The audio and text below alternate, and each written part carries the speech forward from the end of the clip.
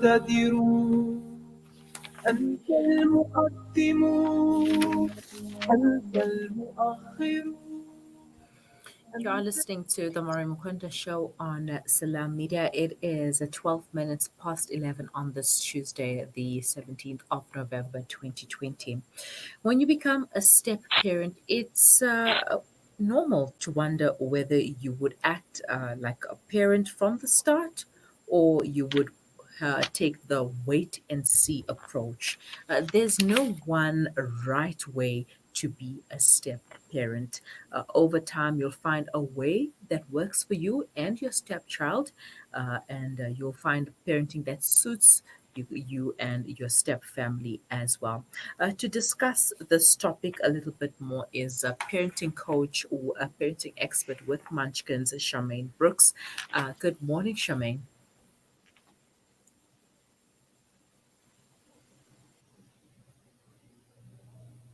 Can you hear me? Yes, I can hear you. How are you today, Charmaine? Hi. Very well, very well. Excited to be with you guys. Thank you for joining us once again. All right, so what role should a step parent play? Because when a person gets into the role of being a step parent, it can be such an overwhelming experience, especially if you have not been a parent before. So, what is the role of a step parent?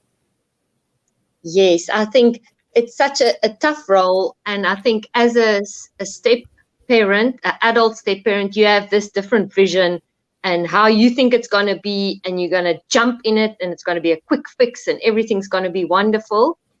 But when you put yourself in the stepchild's shoes, they expect something completely different. And obviously, in the beginning, they're very apprehensive. They first want to check things out. And I always say, successfully making a blended family is not quite like making a smoothie, but it's like a beef stew. In a normal family, things are so challenging because there's different temperaments and all sorts. But now in a blended family with step parents and stepchildren, it's so much more challenging because we come from different backgrounds, we bring baggage, we've got completely different ways we see life. So it makes it completely challenging. But I think if we, as a new step parent, have more a slow cooker approach, don't try a quick fix, don't want to blend it, make a quick smoothie, don't microwave it. It takes time. You need to slow cook it. And when things don't work out, it doesn't help you just pull the plug. No electricity, slow cooker is not going to work. So it takes time. You really got to work at it. And I think I love all these different analogies. And I always say there's the 5 P's. I always like all these things. First, I'd say you have to partner in your new relationship or in this marriage. You guys have to co-parent as a team. You have to plan. You have to talk things over. You have to make sure that you parent together, because otherwise the steps and your own children very quickly learn, where can I manipulate? Where can I get a foot in the door? But if you guys plan together, because we don't really plan before we get married. We look at all these pictures. Once we're together, we're going to work this thing. It's going to work out well. We don't plan and talk it through before. So I think the quicker, the better. Plan together so that you parent together. Even if you differ, even if there's things, so that you are forced to be reckoned with, you're on the same page. Then the second P, I would say, pursue a relationship with that stepchild. Push in, push in. When you've got a new neighbor across the road, you don't just walk up to their door, bang, bang, bang, bang, bang, open up, I'm here, let me in. You first go and you knock and you wait. And sometimes I'll just open the door to peep, and you can communicate with one eyeball, and you can say, this is who I am, and as they let you into their life, then you can start building a relationship. Same with a stepchild. You can't just barge in. You have to slowly build a relationship, build trust, respect, and then you can start adding on. And at the pace of the child, for me, that's the third P, pace. Some children will not mind getting in there and building relationships. Some other children are taking a little bit longer.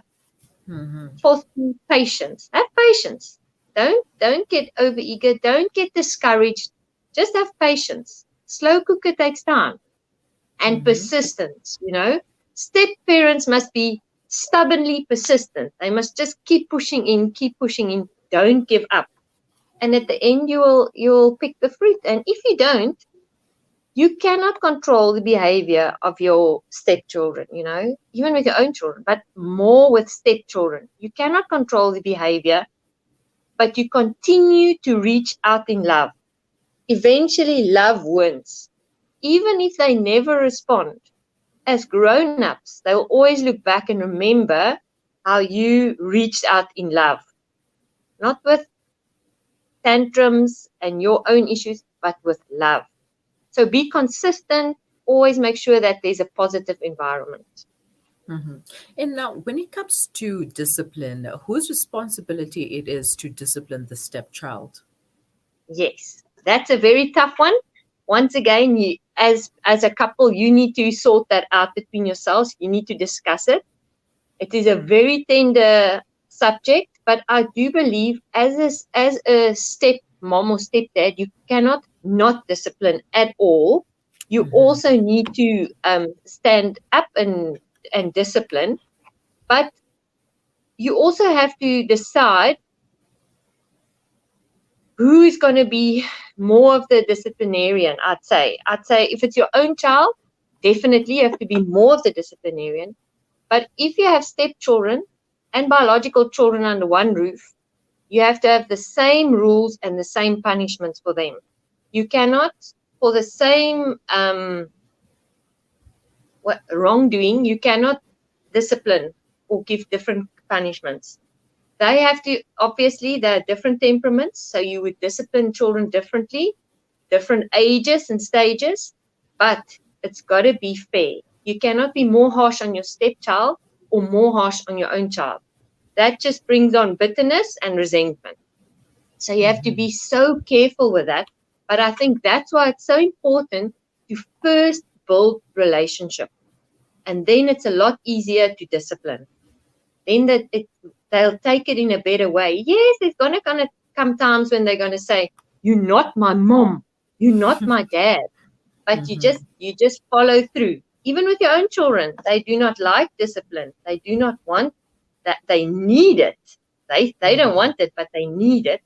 So you just follow through with love, build relationship, but yet still discipline. I do believe as a step parent, you still need to discipline. And if your partner is on the same page and you agree on it, it comes from the right place. You're not stepping out of line or stepping on other parents' toes. And I think it's so important to get along, because with your ex, you are stuck at the hip. You have children in common. So always, for the rest of your life, you're always going to be in each other's lives. So the best thing you can do for your children is to get along.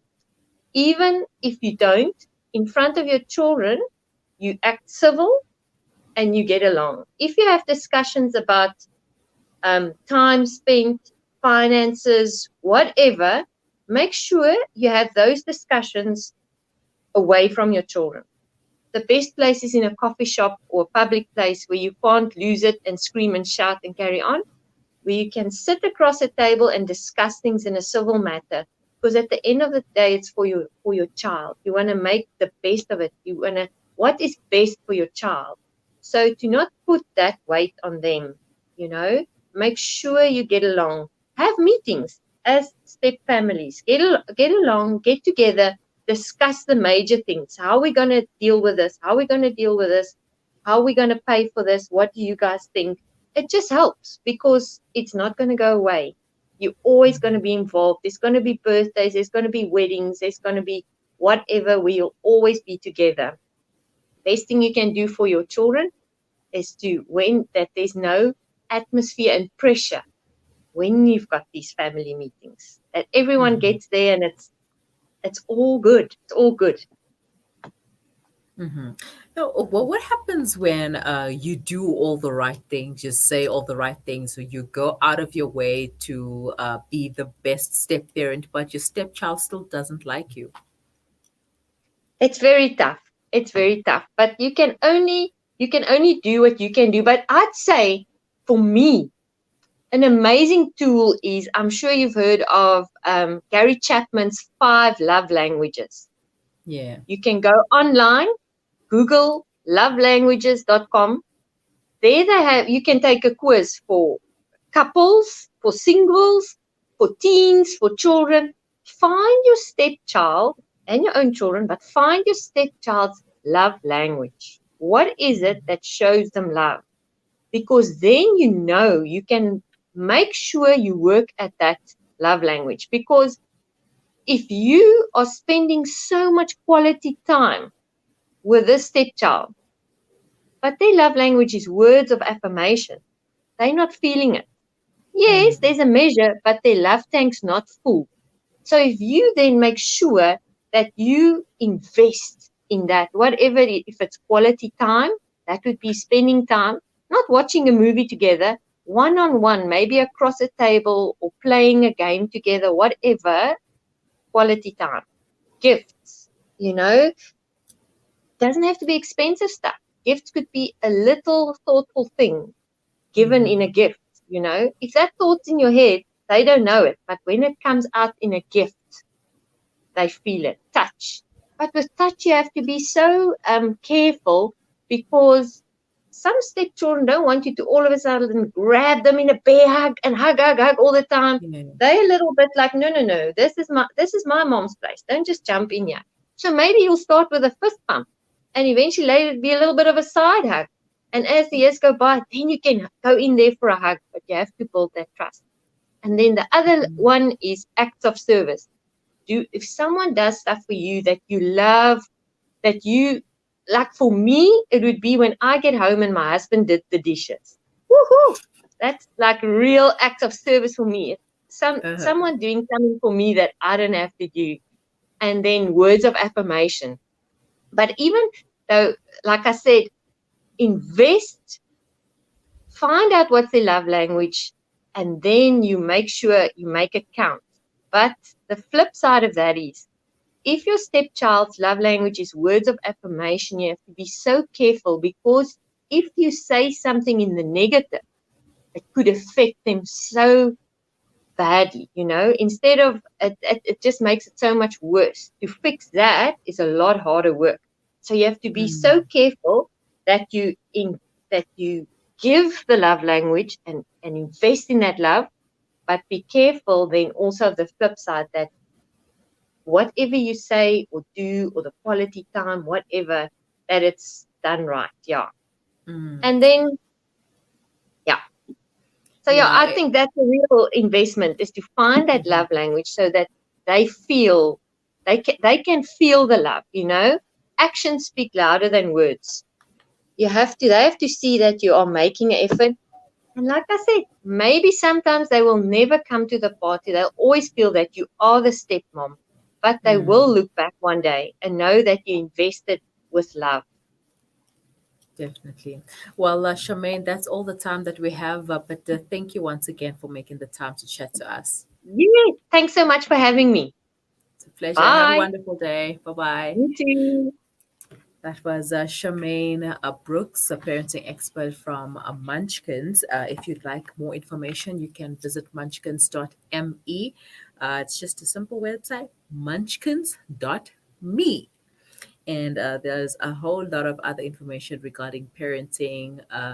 If you would like to know more about step parenting and blended families, you'll get some more information there. Also, if you would like a parenting coach to assist you, they have a list of parenting coaches there available in the area that you are in. That is, it's 11:26 right now. Just stay with us. We will be right back after the break.